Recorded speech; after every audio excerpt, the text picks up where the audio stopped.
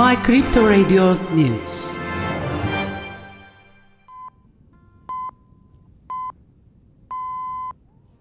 Binance, the world's largest cryptocurrency exchange, has been accused of violating the law in Belgium. Belgian regulator FCMA has instructed Binance to immediately cease operating virtual currency services in the country. In a statement from the FCMA, Binance offers wallet services in Belgium through non-EEA countries, as well as swap services between virtual currencies and fiat currencies. Binance has been instructed to immediately cease providing such services. Statements were included. In a statement on the subject, Binance said, "We are disappointed to learn that the FCMA has reached this decision despite our ongoing discussions. We review the details. We will continue to work in cooperation with institutions in Belgium and around the world in accordance with our obligations." It was stated that if Binance does not comply with the ban, it will be subject to criminal sanctions under the Belgian Anti-Money Laundering and Terrorist Financing Act. Believing that Binance violated the relevant ban, the institution therefore informed the prosecutor's office about the facts that could institute a criminal offense.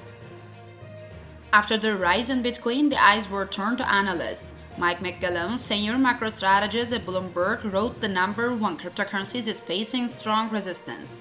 McGallon noted that he thinks liquidity continues to withdraw from the markets as many central banks outside the US have increased interest rates this month. The Bloomberg analysts also say that BlackRock's spot coin ETF application, whose news coincides with Bitcoin's latest rally, is unlikely to receive approval in 2023. He warned that there are economic signals that a recession is coming within months. "We believe physical Bitcoin ETFs in the US are just a matter of time," the analysts said. BlackRock's application to create such a fund seems to have accelerated this process, but a launch may not come in 2023, and Bloomberg economics expect the US to head towards recessions in the coming months. Use the phrases.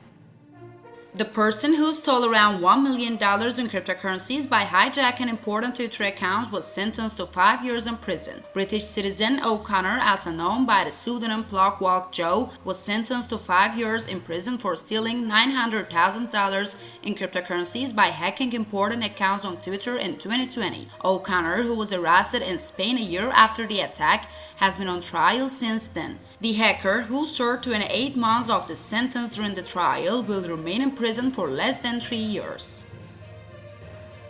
Coinbase emerged victorious from the US Supreme Court. The Supreme Court justice upheld the decision by a 5-4 vote.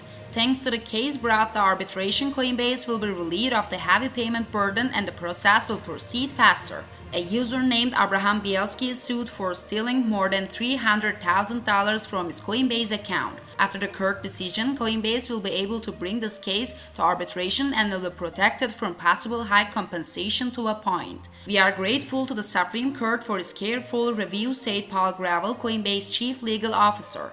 Another example of why I believe in the US court system, the rule of law is sometimes love and sometimes disappointing, but it remains our last and best hope in a flawed democracy.